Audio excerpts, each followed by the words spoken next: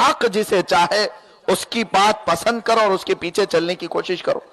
सैयदना उमर फारूक रदी अल्लाह तआला अन्हु के खलीफा बनते ही जो मामलात पेश आए, अल्लाह अकबर, रब तबारक व तआला ने इस्लाम को इतनी फतूहात अता फरमाई, इतने रास्ते खुले कि हजरत उमर कई सहाबा की जमातों को, लश्कर को सबसे पहले मुल्क शाम भेजते हैं, ईरान भेजते हैं और इराक भेजते हैं। ये तीन मुल्क उस जमाने के बड़े मुल्क हैं, इराक, मुल्क शाम, मुल्क ईरान, फारस उसको कहा जाता था।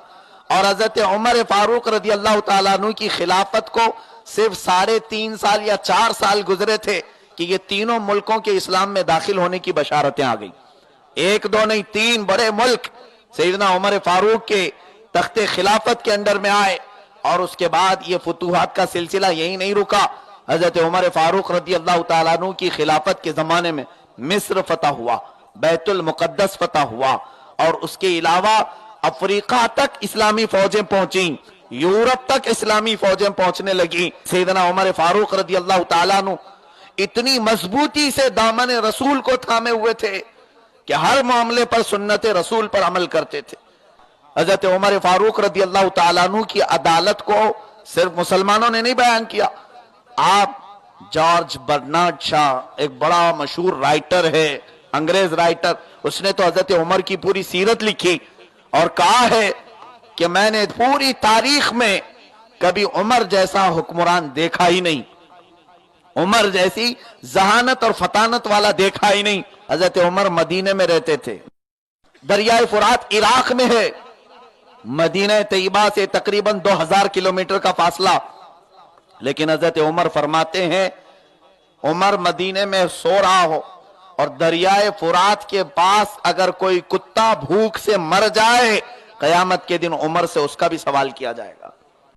मुझे डर लगता है कि अल्लाह मुझसे उसके बारे में पूछेगा कि तेरी हुक्मरानी के वक्त, तेरी खिलाफत के वक्त कोई भूख से कैसे मरा।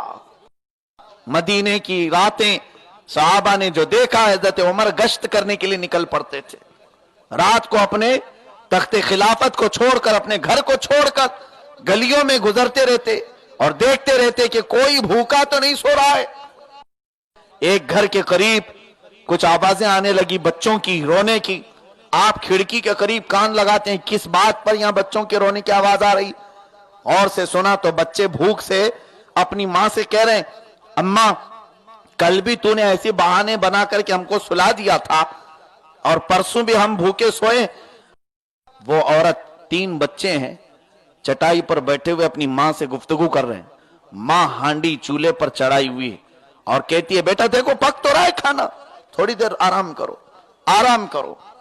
और वो औरत खाना नहीं पका रही थी, पानी रखकर उसमें पत्थर डाल करके बच्चों को दिल बहला रही थी। हजरत उमर फारूक रदी अल्लाह तआला अन्हु यह हालात देखते हैं और रो पड़ते हैं। फौरन बैतुल माल तशरीफ लाए और आटे की एक गोनी पूरी भर ली, सामान, गल्ला, अनाज सब ले लिया, अपनी पीठ पर उठा करके चलने लगे। हजरत सालिम जो हजरत उमर के गुलाम है, कहने लगे, आका अमीरुल मोमिनीन, ये गोनियां, ये सामान की चीजें हमें दे दें। हजरत उमर मना करते हैं, क्या कल कयामत के दिन मेरा बोझ तुम उठाने के लिए तैयार हो? ये सारा सामान का बोझ अपने कंधे पर उठा करके लाते हैं और उस खातून के घर के दरवाजे को दस्तक दिया। जब दरवाजा खुला तो पूछती है, कौन है? हजरत उमर अपने चेहरे पर नकाब डाले हुए थे।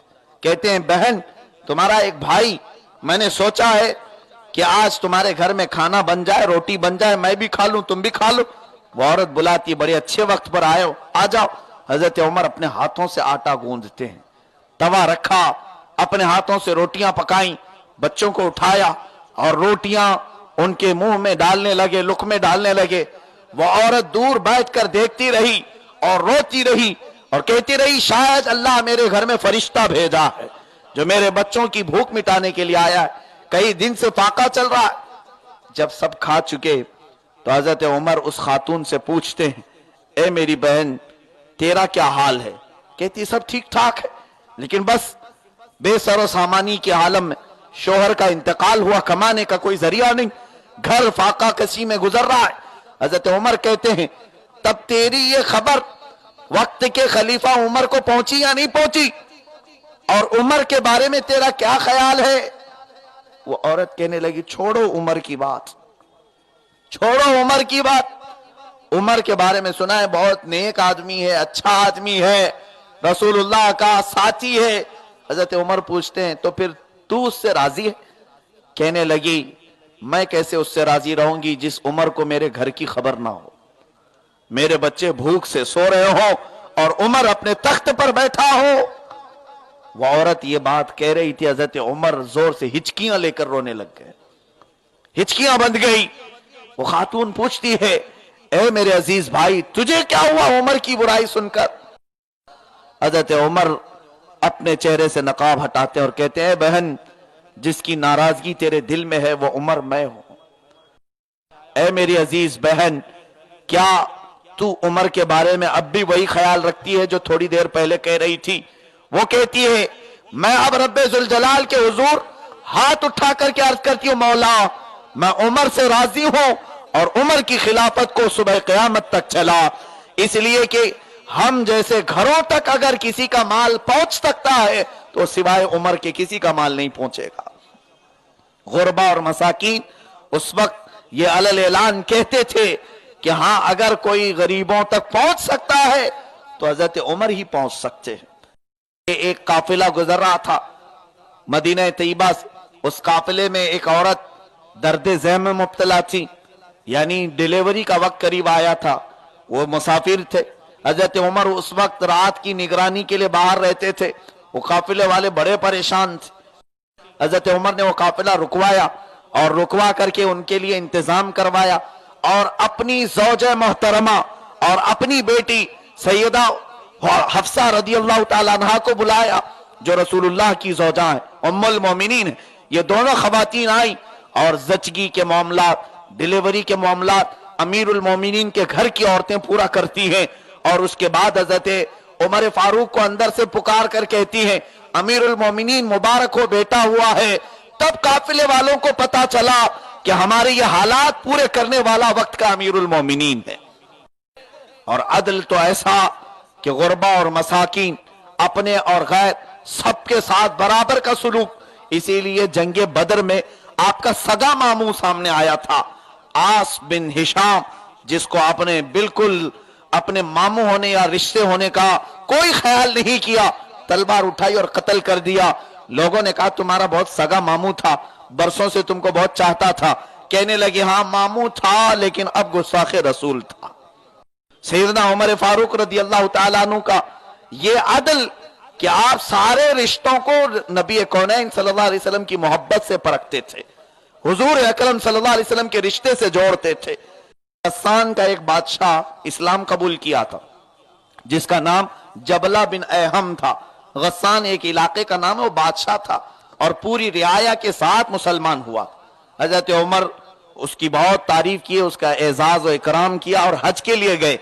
हज के वक्त तवाफे काबा के दरमियान एक मुसलमान का पैर उस बादशाह की लुंगी पर पड़ा, उसकी लुंगी थोड़ी सी सरक गई तो उसे गुस्सा आया और उसने खाने काबा के तवाफ के दौरान ही उस मुसलमान सहाबी को बहुत मार दिया। क्योंकि तवाफ में कोई जानबूझ करके किसी की तहबंद लुंगी खींचता नहीं, पैर पड़ गया, लेकिन वो बादशाह को गुरूर था अपने बादशाहत का, हाथ जड़ दिया, तमाचे लगाया।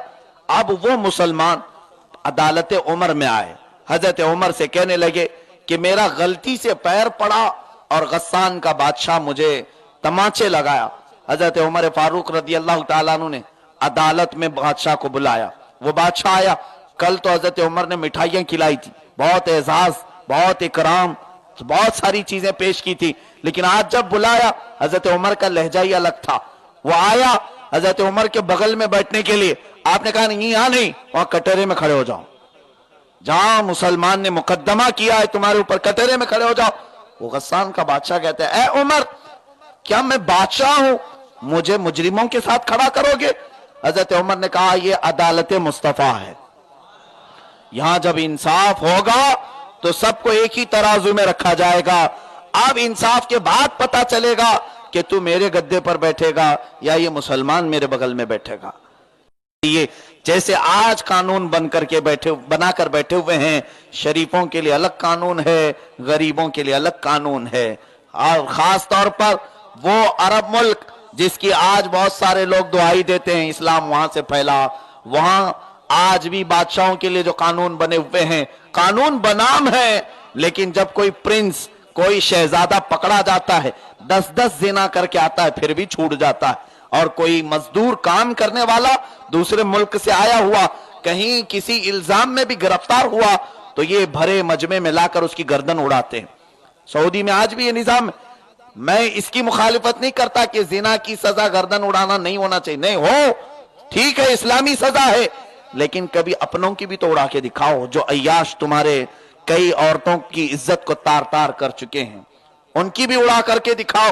और हैरत होगी आपको, मक्का मुकर्रमा और मदीना तैयबा में चरस और गांजा बेचने की कोशिश की जाती है, ड्रग्स वहां तक पहुंचते हैं। कैसे आए? जब तक कोई बादशाह के बेटे का हाथ नहीं होगा, सऊदी में कोई पैसा, कोई माल बाहर से आएगा नहीं। बल्कि बहुत सारे अंग्रेज यूरोपियन कंट्रीज के, खास तौर पर ऑस्ट्रेलिया के, वो लोग इस बात की गवाही भी दे चुके हैं। कई अरब के शहजादे ऐसे हैं जिनको शराब हम सप्लाई करते हैं, शराब सप्लाई करते, जबकि सऊदी में निजाम है, कानून है, शराब पीने वाले पर 80 कोड़े लगाए जाएंगे या फिर उसको 10 साल जेल में बंद कर दिया जाएगा। इसका मतलब यह हुआ कि इस्लामी निजाम हट गया है, नाम के लिए मुसलमान रह गए। गरीबों के लिए कानून, अमीरों के लिए कोई कानून नहीं। हम आज उनकी पॉलिसी के खिलाफ इसलिए बोलते हैं कि ये दरिंदे आज मरकज इस्लाम में बैठे हैं, लेकिन कभी न्यूज में सुना आपने कि फिलिस्तीन पर जुल्म हो रहा हो तो यहां से आवाज उठाई जा रही हो? उठाई जाती है। और अगर कोई बादशाहों के निजाम के बारे में बोले तो उसे जेल में डाल दिया जाए। 400 उलमा जेल में पड़े हुए हैं आज सऊदी के, और उनके बादशाहों के शहजादे भी। इस पॉलिसी के खिलाफ कोई बोले, यहूदियों के खिलाफ कोई सऊदी में बोल नहीं सकता, पाबंदी है। क्यों? इनके भाई